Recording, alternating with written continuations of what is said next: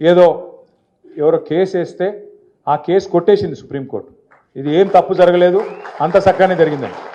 అదే సమయంలో సుప్రీంకోర్టు ఒక మాట అన్నది, కాళేశ్వరం అనేది ఒక ఇంజనీరింగ్ అద్భుతం అనే మాట కూడా సుప్రీంకోర్టు స్వయంగా చెప్పింది.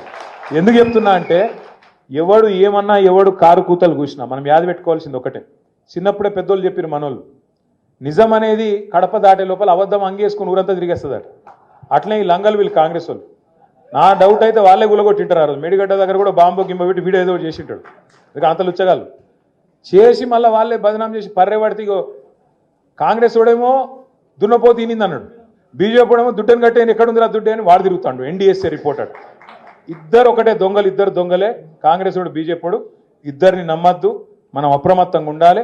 తప్పకుండా ఇద్దరిని కూడా ఎండగట్టి మళ్ళీ తెలంగాణకు గుండె ధైర్యమైన గులాబీ జెండాను మనమే మళ్ళొక్కసారి ఎగిరేయాలని చెప్పి మీ అందరినీ కోరుతూ, జై తెలంగాణ, కేసీఆర్ గారి నాయకత్వం.